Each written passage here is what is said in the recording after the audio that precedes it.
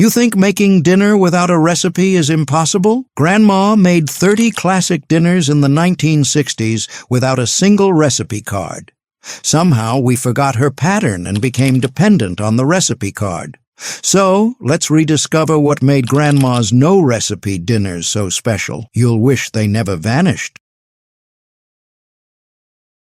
It wasn't fancy, but chicken and drop dumplings was a lovable dinner on every farmhouse table. Grandma started with a whole chicken in a big pot of water. She boiled it until the meat fell off the bone, pulled the chicken out, and left the broth simmering on the stove. Then she made the dumplings. No recipe card, no measuring cups, just flour and milk mixed by feel until the dough was thick enough to drop from a spoon. She spooned the dough into the boiling broth, covered the pot, and let the dumplings steam for 15 minutes. The dumplings puffed up like clouds, soaking up the chicken broth. She pulled the chicken into chunks and stirred it back into the pot. Families ate it hot with a big spoon, and the dumplings were soft and pillowy, the broth rich and golden. By the 1980s, canned biscuits replaced drop dumplings, and the by heart version vanished from home kitchens. It wasn't fancy, but ground beef gravy over mashed potatoes was a lovable dinner on every weeknight table. Grandma browned a pound of ground beef in a cast-iron skillet, breaking it apart with a wooden spoon until it was crumbly and cooked through. She didn't drain the fat. She needed it for the gravy. She sprinkled in a handful of flour, stirring it through the beef until it coated every piece. Then she poured in milk, a little at a time, stirring constantly until the gravy thickened. No measurements, no recipe card, just enough milk to make it creamy and thick. She seasoned it with salt and pepper by feel. Meanwhile, she boiled potatoes and mashed them with butter and milk.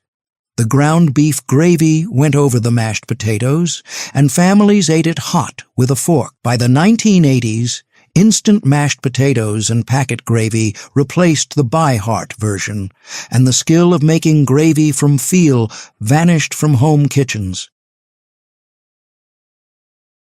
It wasn't fancy, but pan-fried chicken with milk gravy was a lovable Sunday dinner on every farmhouse table. Grandma cut a whole chicken into pieces and dredged each piece in flour seasoned with salt and pepper.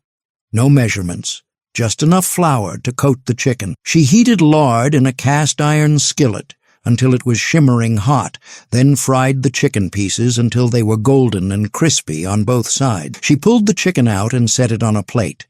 Then she made the gravy. No recipe card, just instinct.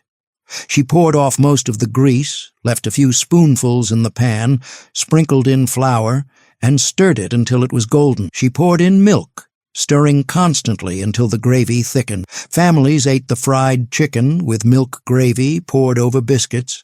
By the 1980s, fried chicken came from fast food buckets, and the by heart milk gravy vanished from home kitchens. It wasn't fancy, but smothered chicken with onions was a lovable weeknight dinner on every farmhouse table. Grandma browned chicken pieces in a cast-iron skillet with a little oil until the skin was golden and crispy. She didn't measure the oil, just enough to keep the chicken from sticking. She pulled the chicken out and sliced 2 big onions into thick rings. The onions went into the same skillet, cooking in the chicken drippings until they were soft and caramelized. She laid the chicken back on top of the onions, poured in a little water, covered the skillet with a lid, and let it simmer on low heat for about 40 minutes. The chicken cooked through and stayed tender, and the onions turned into a sweet golden gravy. Families ate it hot with rice or biscuits to soak up the onion gravy. By the 1980s, boneless chicken breasts replaced whole chicken pieces, and the by heart smothered method vanished from home kitchens. It wasn't fancy, but tuna gravy on toast was a lovable weeknight dinner on every farmhouse table. Grandma opened a can of tuna, drained it, and flaked it into a saucepan. She added a spoonful of butter and let it melt. Then she sprinkled in flour, no measuring, just enough to coat the tuna, and stirred it around until it smelled toasty. She poured in milk, a little at a time, stirring constantly until the mixture thickened into a creamy gravy. She seasoned it with salt and pepper by feel. Meanwhile, she toasted slices of white bread until they were golden and crispy. The tuna gravy went over the toast, and families ate it hot with a fork. It tasted rich and creamy, with chunks of tuna in every bite. By the 1980s, canned tuna moved to salads and sandwiches, and the by heart tuna gravy vanished from home kitchens. 5 dinners Grandma made without a single measurement. Chicken and drop dumplings with dough mixed by feel, ground beef gravy eyeballed over potatoes, pan-fried chicken with milk gravy stirred by instinct, smothered chicken with onions piled high, tuna gravy on toast made from memory, no recipes, just love, all gone. It wasn't fancy, but ground beef hash with potatoes was a lovable breakfast for dinner on every farmhouse table. Grandma browned a pound of ground beef in a cast-iron skillet, breaking it apart until it was crumbly. She didn't drain the fat. She kneaded it to fry the potatoes.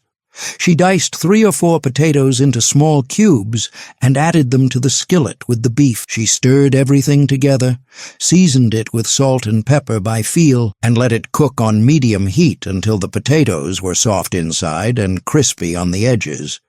No measurements, no recipe card, just instinct.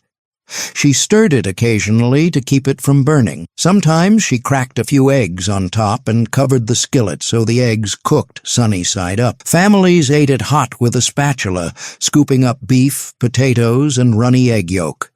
By the 1980s, frozen hash browns replaced fresh potatoes, and the by heart hash vanished from home kitchens.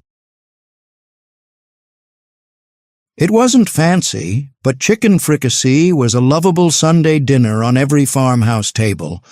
Grandma cut a whole chicken into pieces and browned them in a big pot with butter. She didn't measure the butter, just enough to coat the bottom. She pulled the chicken out and added diced onions, carrots, and celery to the pot, cooking them until they were soft. She laid the chicken back on top of the vegetables, poured in water until the chicken was halfway covered, and let it simmer on low heat for about an hour. The chicken cooked through and stayed juicy. Then she made the sauce.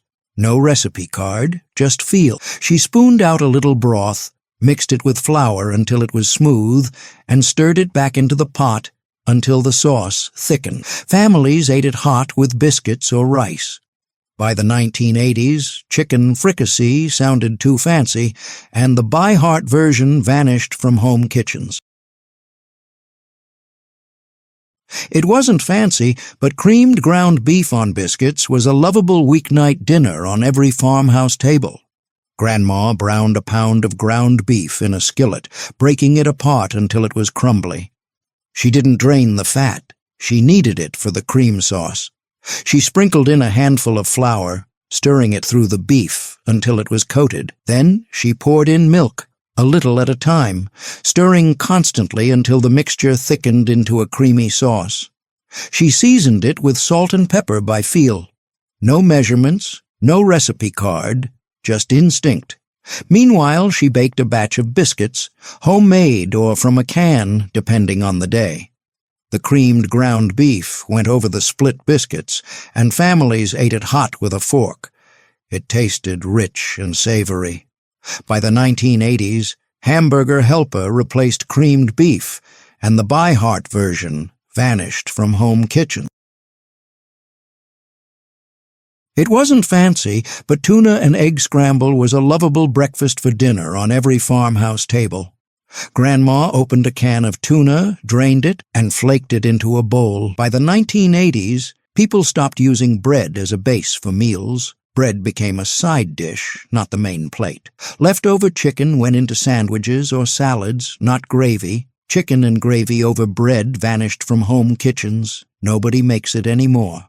The simple dinner made by feel is gone. The gravy, made from butter, flour, and broth, thickened by instinct, disappeared. The toast soaked in chicken gravy, turning soft and savory, is forgotten. The weeknight dinner that used up every scrap of leftover chicken vanished from family tables. The skill of making gravy without measuring, knowing by feel when it's thick enough, is lost. It wasn't fancy, but ground beef and potato skillet was a lovable weeknight dinner on every farmhouse table. Grandma browned a pound of ground beef in a big cast-iron skillet, breaking it apart until it was crumbly. She didn't drain the fat, she needed it to fry the potatoes. She diced 3 or 4 potatoes into small cubes and added them to the skillet with the beef. She didn't measure the potatoes, just enough to fill the skillet. She stirred everything together, seasoned it with salt and pepper by feel, and covered the skillet with a lid. No measurements, no recipe card, just instinct and memory. She let it cook on medium heat for about 20 minutes, stirring occasionally to keep it from burning. The potatoes softened inside and turned crispy on the edges. The beef stayed crumbly and mixed throughout. When it was ready, the whole skillet was golden and savory, with crispy potato edges and tender beef. Some grandmas added a diced onion for sweetness. Others added a diced green bell pepper for color and crunch. The best version had a handful of shredded cheese sprinkled on top during the last few minutes of cooking, melting into the beef and potatoes. Families ate it hot with a spatula, scooping up beef, potatoes, and cheese in every bite. It tasted savory and slightly smoky from the cast iron. The potatoes were soft inside and crispy outside. The beef added richness and protein. The whole meal cost less than $2 and fed 6 people. Some grandmas cracked a few eggs on top and covered the skillet so the eggs cooked sunny side up. The runny yolk mixed with the beef and potatoes, turning it into a complete breakfast for dinner. By the 1980s, frozen hash browns replaced fresh potatoes. Nobody wanted to dice potatoes by hand anymore. The frozen version cooked faster and seemed easier. Ground beef and potato skillet vanished from home kitchens. Nobody makes it anymore. The simple skillet dinner made by feel is gone. The potatoes, fried in beef fat, crispy on the edges and soft inside, are forgotten. The weeknight dinner that fed a family for $2 disappeared. The skill of knowing by feel when the potatoes are done, when they're soft enough inside and crispy enough outside, is lost. The cast-iron skillet dinner, cooked on the stovetop without measuring, vanished from family tables. 5 more dinners made by instinct, chicken stew with biscuits dropped on top. Ground beef and rice pilaf cooked in beef fat. Tuna chowder simmered with potatoes, chicken and gravy poured over toast, ground beef and potato skillet fried crispy, chicken backs boiled for broth. It wasn't fancy, but chicken backs boiled for broth was a lovable Sunday dinner on every farmhouse table. Grandma bought chicken backs at the butcher for pennies a pound. Nobody else wanted them. They were mostly bones with a little meat clinging to them, but they made the richest broth. She rinsed the chicken backs and dropped them into a big pot of water. She added a whole onion cut in half, a few stalks of celery with leaves, and a couple of carrots. She didn't measure anything, just whatever she had on hand. She seasoned the pot with salt and pepper by feel, covered it with a lid, and let it simmer on low heat for about 3 hours. No measurements, no recipe card, just instinct and memory. The chicken backs cooked until the meat fell off the bones, and the broth turned golden and rich. When it was ready, she strained the broth through a colander, catching all the bones and vegetables. She picked the meat off the chicken backs. There wasn't much, just shreds, but she saved every bit. She poured the broth back into the pot, stirred the chicken meat back in, and added cooked noodles or rice. Sometimes she made dumplings and dropped them into the broth. Other times she just served it as soup with crackers. Families ate it hot with a big spoon, and every bite was rich and flavorful. The broth tasted like chicken, but deeper and richer than anything from a can. The shreds of meat added texture. Some grandmas added diced potatoes or carrots at the end for vegetables. Others added a handful of frozen peas for color. The best version had homemade egg noodles cooked right in the broth, turning it into chicken noodle soup from scratch. The whole meal cost less than $1 and fed 6 people. By the 1980s, chicken backs disappeared from grocery stores. People wanted boneless, skinless chicken breasts, not bony backs. Canned chicken broth replaced homemade broth. Nobody wanted to simmer bones for 3 hours anymore. Chicken backs boiled for broth vanished from home kitchens. Nobody makes it anymore. The simple broth made by feel is gone. The rich, golden broth simmered for hours from bones is forgotten. The Sunday dinner that started with scraps and turned into soup disappeared. The skill of making broth from nothing, knowing by feel when it's rich enough, is lost.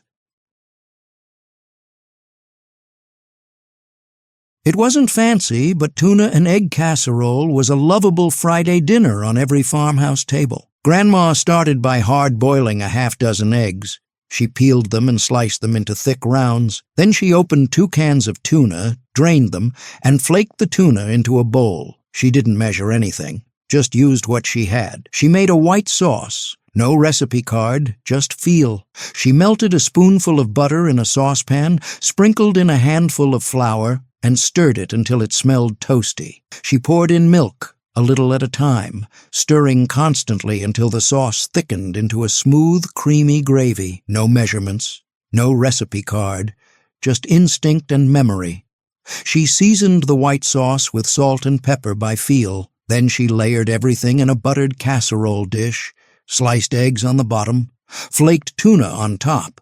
Then the white sauce poured over everything. Some grandmas added a layer of cooked peas or diced celery for vegetables. Others added a handful of shredded cheese for richness.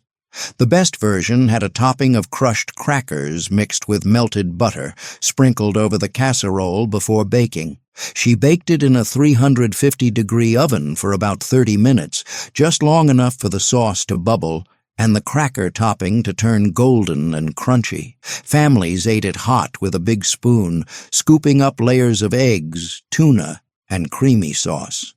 It tasted rich and comforting, like a cross between tuna casserole and deviled eggs. The eggs added substance and turned the casserole into a complete meal. The white sauce held everything together. By the 1980s, cream of mushroom soup replaced white sauce. The canned soup seemed easier and faster. Nobody wanted to make white sauce from scratch anymore. Tuna moved to sandwiches and salads. Tuna and egg casserole vanished from home kitchens. Nobody makes it anymore. The simple casserole made by feel is gone. The layers of sliced eggs and flaked tuna, held together with homemade white sauce, are forgotten. The Friday dinner that used up leftover hard-boiled eggs disappeared. The skill of making white sauce without measuring, knowing by feel when it's thick enough, is lost. The casserole, topped with buttered crackers, golden and crunchy, vanished from family tables.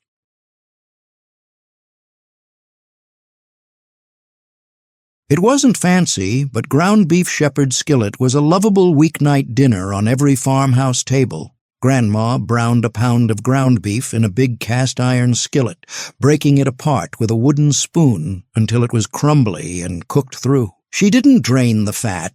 She kneaded it for the vegetables. She added diced onions, carrots, and celery to the skillet with the beef, stirring everything together. She didn't measure the vegetables, just whatever she had on hand, chopped small. She let them cook in the beef fat until they were soft and sweet, about 10 minutes. The onions turned translucent. The carrots softened. The celery added a fresh crunch that mellowed as it cooked. No measurements, no recipe card, just instinct and memory. Families ate them hot with tartar sauce or ketchup. They tasted rich and savory with a crispy crust. and a soft, flaky center. The potatoes made them fluffy and filling. Some grandmas added diced celery or onions for crunch. Others added a spoonful of mustard for tang. By the 1980s, tuna moved to sandwiches and casseroles. Tuna croquettes seemed too fancy and too fussy. By heart version vanished from home kitchens. Tuna croquettes disappeared. Nobody makes them anymore. The simple croquettes made by memory, fried, golden, and crispy, are gone. The Friday dinner shaped by hand is forgotten. 10 more dinners made by memory. Tuna and white sauce over potatoes. Ground beef and tomato gravy simmered slow. Chicken liver and onions cooked until tender. Ground beef soup beans stewed for hours. Tuna croquettes fried golden. No measuring, no recipes, just hands and heart. All vanished. It wasn't fancy, but chicken stew with drop biscuits was a lovable Sunday dinner on every farmhouse table. Grandma started with a whole chicken in a big pot of water. She boiled it until the meat fell off the bone, pulled the chicken out, and left the broth simmering on the stove. She picked the meat off the bones and set it aside. Then she added diced potatoes, carrots, celery, and onions to the broth. No measuring, just whatever she had on hand. She let the vegetables simmer until they were soft and tender, about 30 minutes. The broth turned golden and rich, filled with chunks of vegetables. No measurements, no recipe card, just instinct and memory. When the vegetables were ready, she stirred the chicken back into the pot. Then she made the drop biscuits. No recipe card, just flour, milk, and a pinch of baking powder mixed by feel until the dough was thick and sticky. She dropped spoonfuls of dough on top of the simmering stew, covered the pot with a lid, and let the biscuits steam for about 15 minutes. The biscuits puffed up like clouds, soaking up the chicken broth from below. The tops stayed fluffy and light, and the bottoms were moist and savory. Families ate it hot with a big spoon, scooping up chicken, vegetables, biscuits, and broth in every bite. It tasted rich and comforting, like a cross between chicken and dumplings and chicken pot pie. The biscuits added substance and turned the stew into a complete meal. Some grandmas added a handful of frozen peas at the end for color and sweetness. Others added a bay leaf or a sprig of thyme for flavor. The best version had a spoonful of butter stirred into the broth at the end, making it glossy and rich. By the 1980s, canned biscuits replaced drop biscuits. Nobody wanted to make biscuit dough from scratch anymore. The drop biscuits, steamed on top of the stew, seemed too old-fashioned. People started baking canned biscuits separately and serving them on the side. Chicken stew with drop biscuits vanished from home kitchens. Nobody makes it anymore. The simple stew made by feel is gone. The drop biscuits steamed on top, fluffy and moist, are forgotten. The Sunday dinner that fed a family from one chicken disappeared. Skill of making biscuits by feel without measuring is lost. It wasn't fancy, but ground beef and rice pilaf was a lovable weeknight dinner on every farmhouse table. Grandma browned a pound of ground beef in a big skillet, breaking it apart until it was crumbly. She didn't drain the fat. She needed it to cook the rice. She pushed the beef to the side and added a diced onion to the skillet, cooking it until it was soft and translucent. Then she stirred in a cup or two of uncooked white rice. No measuring, just enough to feed the family. She poured in water until the rice was covered, about twice as much water as rice, and stirred everything together. No measurements, no recipe card, just instinct and memory. She seasoned it with salt and pepper by feel, covered the skillet with a lid, and let it simmer on low heat for about 20 minutes. The rice cooked in the beef drippings and onion flavor, soaking up everything. Beef stayed mixed throughout. When it was ready, the rice was fluffy and golden. The beef was savory and rich. Every grain of rice tasted like beef. Families ate it hot with a big spoon, and every bite had rice and beef together. It tasted savory and slightly sweet from the onions, like a homemade version of rice-a-roni, but better. The whole meal cost less than $2 and fed 6 people. Some grandmas added a can of tomatoes for a little acidity and color. Others added a handful of frozen peas or diced bell peppers at the end for vegetables. The best version had a spoonful of butter stirred in at the end, making the rice glossy and rich. Some grandmas sprinkled paprika on top for color. By the 1980s, rice-a-roni in a box replaced the By Heart version. The box had directions and flavor packets, and it seemed easier. Ground beef and rice pilaf vanished from home kitchens. Nobody makes it anymore. The simple skillet dinner made by feel is gone. The rice, cooked in beef fat and seasoned by instinct, disappeared. The meal that fed a family for $2 is forgotten. The skill of eyeballing the water-to-rice ratio, knowing by feel when it's right, is lost. The savory pilaf that turned plain rice into a complete meal vanished from weeknight tables.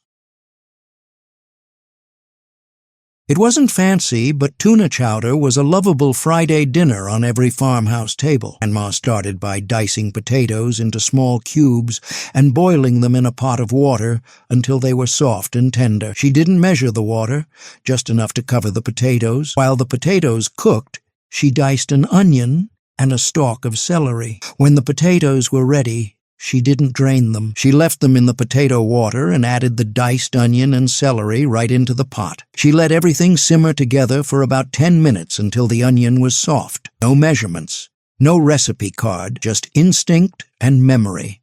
Then she opened 2 cans of tuna, drained them, and flaked the tuna into the pot. She poured in milk, about 2 cups, maybe more, stirring it through the potatoes and tuna until the chowder was creamy and thick. Added a spoonful of butter and let it melt into the chowder. She seasoned it with salt and pepper by feel. The chowder simmered on low heat for about 10 more minutes, just long enough for all the flavors to come together. Families ate it hot with a big spoon, and every bite had potatoes, tuna, onions, and celery in creamy broth. It tasted rich and comforting, like clam chowder, but with tuna. Potatoes made it filling and hearty. The tuna added protein and flavor. Some grandmas added a handful of frozen corn for sweetness and color. Others added a bay leaf or a pinch of thyme for flavor. Best version had a handful of crushed saltine crackers stirred in at the end, thickening the chowder and adding a salty crunch. Some grandmas served it with oyster crackers on top. By the 1980s, canned chowder replaced homemade. Nobody wanted to dice potatoes and simmer them for an hour anymore. Tuna moved to sandwiches and casseroles. Tuna chowder vanished from home kitchens. Nobody makes it anymore. The simple chowder made by feel is gone.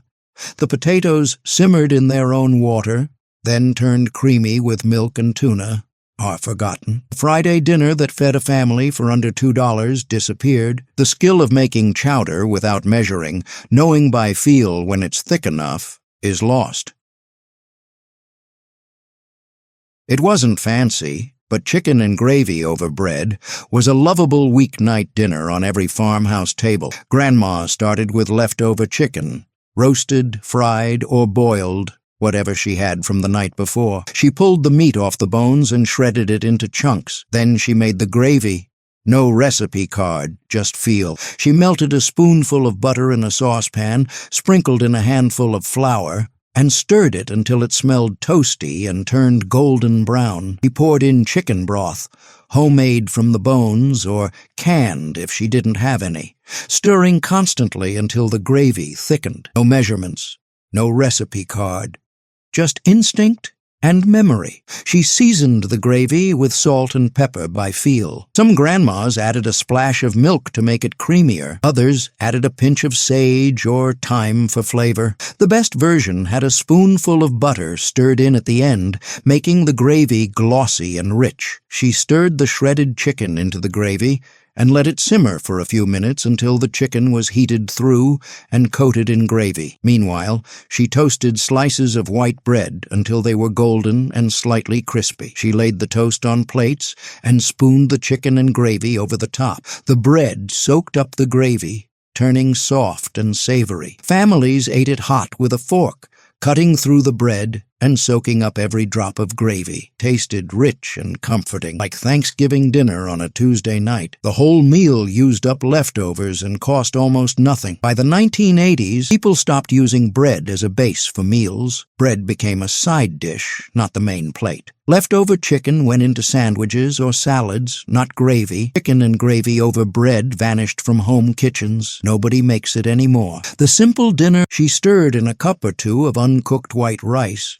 No measuring, just enough to feed the family. She laid the chicken back on top of the rice, poured in water until the rice was covered, and seasoned everything with salt and pepper by feel.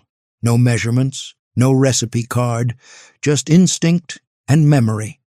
She covered the pot with a lid and let it simmer on low heat for about 45 minutes. The rice cooked in the chicken drippings and broth, soaking up all the flavor. The chicken stayed juicy. When it was ready, the rice was fluffy and golden, and the chicken was falling off the bone. Families ate it hot with a big spoon, scooping up rice and chicken together. By the 1980s, rice came in flavored packets with directions on the back. Chicken and rice became a casserole baked in the oven. Not a stovetop meal.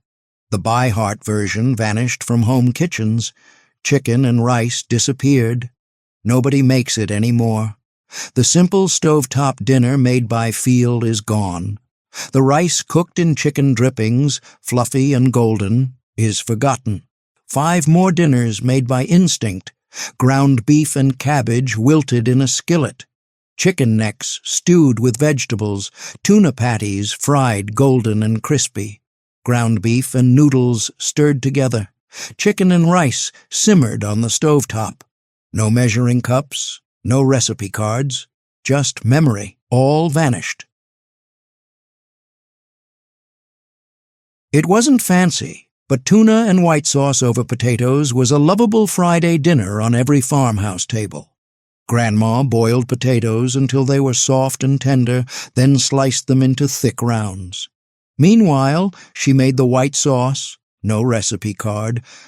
Just feel. She melted a spoonful of butter in a saucepan, sprinkled in a handful of flour, and stirred it until it smelled toasty. She poured in milk, a little at a time, stirring constantly until the sauce thickened into a smooth, creamy gravy. She opened a can of tuna, drained it, flaked it into the sauce, and stirred it through. No measurements, no recipe card, just instinct and memory. She seasoned the sauce with salt and pepper by feel. Some grandmas added a handful of frozen peas for color and sweetness. Others added a spoonful of mustard for tang. The best version had a squeeze of lemon juice, stirred in at the end, brightening the flavor. She laid the sliced potatoes on a plate and poured the tuna white sauce over the top. Families ate it hot with a fork, cutting through the potatoes and soaking up the creamy sauce. It tasted rich and comforting, with chunks of tuna in every bite. By the 1980s, tuna moved to sandwiches and casseroles. White sauce seemed too fancy and too fussy. The by heart version vanished from home kitchens. Tuna and white sauce over potatoes disappeared. Nobody makes it anymore. The simple Friday dinner made by feel is gone. It wasn't fancy, but ground beef and tomato gravy was a lovable weeknight dinner on every farmhouse table. Grandma browned a pound of ground beef in a skillet, breaking it apart until it was crumbly. She didn't drain the fat. She needed it for the gravy.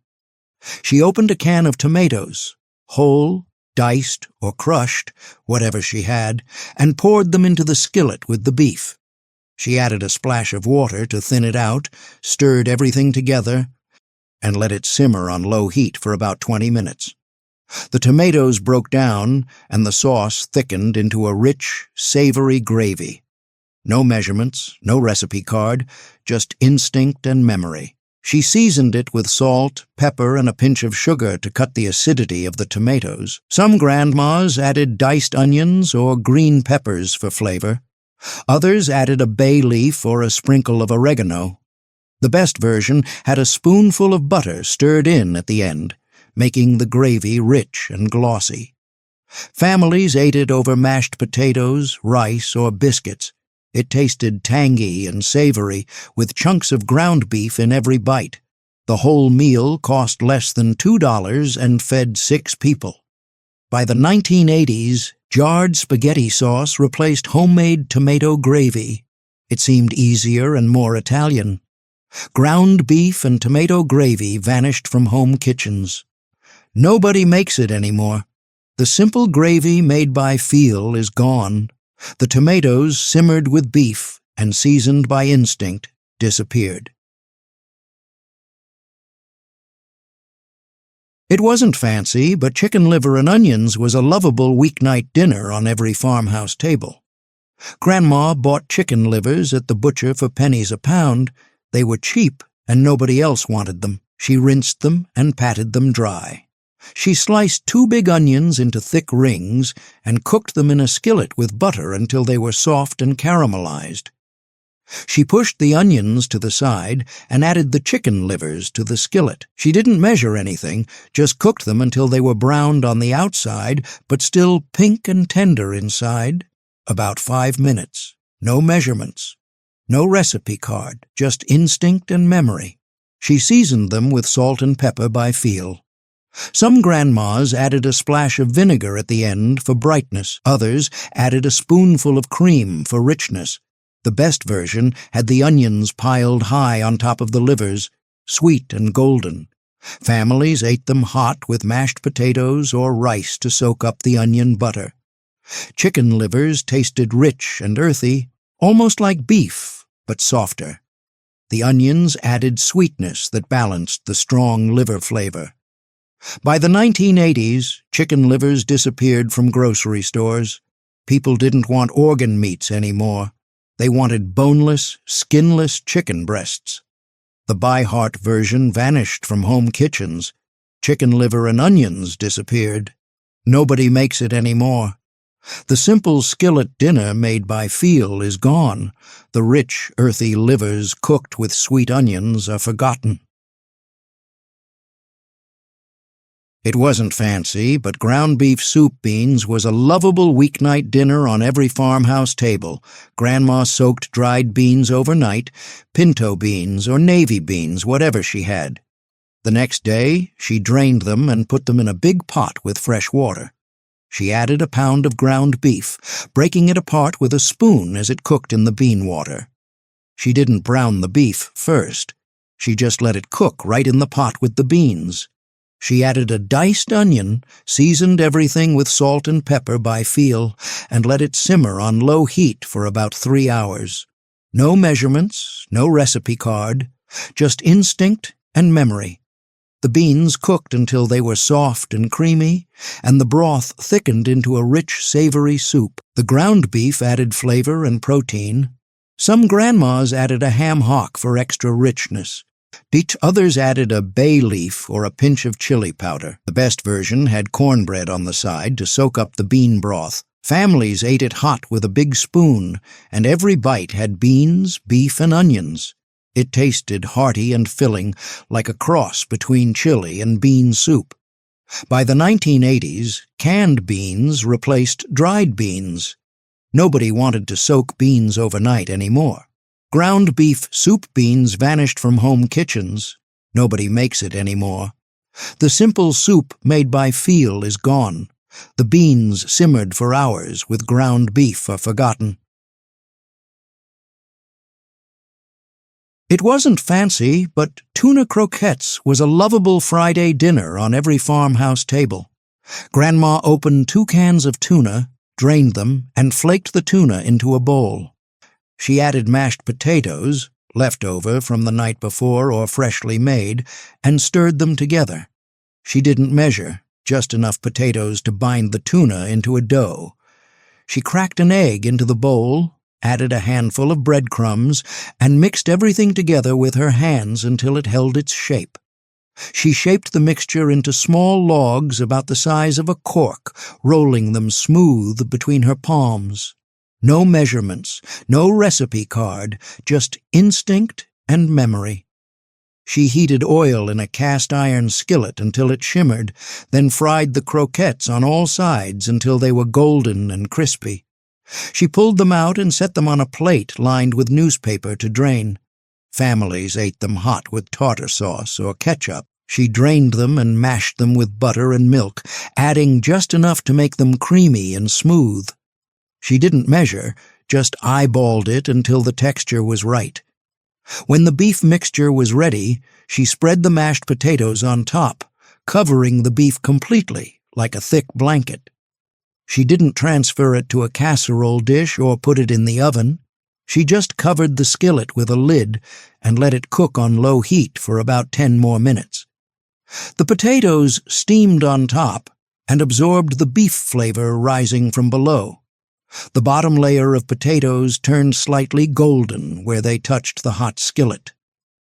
Families ate it hot with a big spoon, scooping up beef, vegetables, and mashed potatoes in every bite. It tasted like shepherd's pie, but faster and easier, all made in one skillet on the stovetop. Some grandmas added a handful of frozen peas or corn to the beef mixture for extra vegetables and color. Others added a spoonful of Worcestershire sauce for depth and a hint of tang.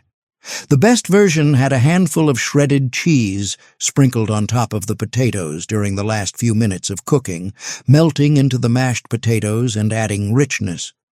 By the 1980s, shepherd's pie moved to the oven in a casserole dish, and the stovetop version seemed too plain. Instant mashed potatoes replaced fresh mashed potatoes. Ground beef shepherd's skillet vanished from home kitchens. Nobody makes it anymore. The mashed potatoes steamed on top of the beef, absorbing all the flavor, are forgotten. The weeknight dinner made in one skillet, no oven required, disappeared. It wasn't fancy, but chicken wings fried crispy was a lovable weeknight dinner on every farmhouse table. Grandma bought chicken wings at the butcher for pennies a pound. Nobody else wanted them back then. They were mostly skin and bones with a little meat tucked in between, but when you fried them crispy in hot lard, they were perfect. She rinsed the wings under cold water and patted them dry with a towel. Wet wings wouldn't fry crispy. They'd steam instead. She didn't marinate them or season them heavily. Just a sprinkle of salt and pepper rubbed into the skin. She dredged each wing in flour, shaking off the excess, and set them aside on a plate.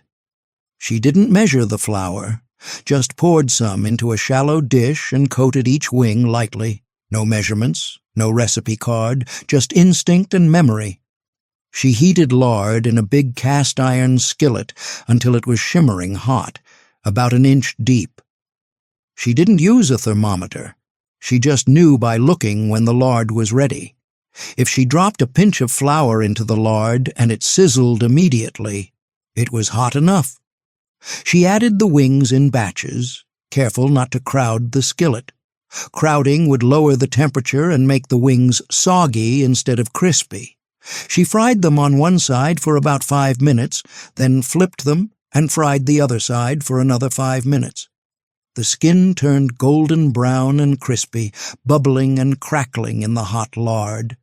She pulled the wings out with tongs and set them on a plate lined with newspaper to drain. The newspaper soaked up the extra grease. The wings stayed crispy on the outside, and the meat inside stayed juicy and tender. Families ate them hot with their hands, dipping them in ketchup, hot sauce, or nothing at all. They tasted rich and savory, with crispy skin that shattered when you bit into it. The wings were small, so you could eat a lot of them, 10 or 12 wings per person. Some grandmas tossed the fried wings in a little melted butter and hot sauce after frying, turning them into spicy wings before buffalo wings became a thing. Others served them plain with a side of coleslaw or potato salad to balance the richness. The best version had the wings dusted with a little paprika before frying, giving them a smoky, reddish color and extra flavor. By the 1980s, buffalo wings became the trendy way to serve chicken wings, and restaurants started frying them and tossing them in sauce. The plain fried wings at home seemed too simple. Chicken wings, fried crispy, vanished from home kitchens. Nobody fries wings in lard anymore. The skill of frying by feel, knowing when the lard is hot enough without a thermometer, is lost. It wasn't fancy, but ground beef and cornbread skillet was a lovable weeknight dinner on every farmhouse table. Grandma browned a pound of ground beef in a big cast-iron skillet, breaking it apart with a wooden spoon until it was crumbly and cooked through. She didn't drain the fat. She needed it to keep the cornbread moist on the bottom. She added diced onions and a can of tomatoes to the skillet with the beef, stirring everything together. She didn't measure the onions, just one big onion, chopped small. She let the beef mixture simmer on medium heat for about 10 minutes until the tomatoes broke down and the mixture thickened into a savory, slightly saucy base. The onions softened and sweetened. The tomatoes added acidity and color. No measurements, no recipe card, just instinct and memory. While the beef mixture simmered, she made cornbread batter from scratch. No recipe card, no box mix, just cornmeal, flour, milk, an egg, and a pinch of baking powder mixed by feel in a bowl until the batter was thick and pourable. She didn't measure the cornmeal or flour, just used about equal parts of each, and added milk until the batter looked right. It had to be thick enough to hold its shape, but thin enough to pour and spread. She spread the beef mixture evenly across the bottom of the skillet, smoothing it out with the back of the spoon. Then she poured the cornbread batter on top, covering the beef completely like a golden blanket. The batter spread itself out, filling in the gaps. She didn't stir it, just let the batter sit on top of the beef. She let it sit on the stovetop for a minute so the batter settled into the beef mixture. Then she slid the skillet into a 400-degree oven and baked it uncovered for about 25 minutes. When it was ready, the cornbread topping was golden brown and slightly crispy on top, with a soft, moist layer on the bottom where it touched the beef mixture. Families ate it hot with a spatula, cutting wedges like pie and scooping up cornbread and beef in every bite. It tasted like a cross between tamale pie and cornbread dressing, with savory beef and sweet cornbread together. The whole meal was made in one skillet, nothing else to cook, and nothing else to wash. Some grandmas added a can of corn or a handful of shredded cheese to the beef mixture before adding the cornbread batter. Others added a diced green bell pepper for color and crunch. By the 1980s, Jiffy cornbread mix replaced homemade batter. Ground beef and cornbread skillet vanished from home kitchens. Nobody makes cornbread batter by feel anymore. The skillet dinner with cornbread baked on top disappeared. Grandma stood at the stove and cooked without thinking, her hands moving automatically, adding a handful of this and a pinch of that until it tasted right. She didn't need a recipe because she'd made it 1,000 times before. She learned from her mother, who learned from her mother, who learned from hers. The knowledge passed down through generations, stored in muscle memory and kitchen instinct. Never written down because it didn't need to be. You just knew. But somewhere between the 1960s and today, we lost that knowledge. We started measuring everything.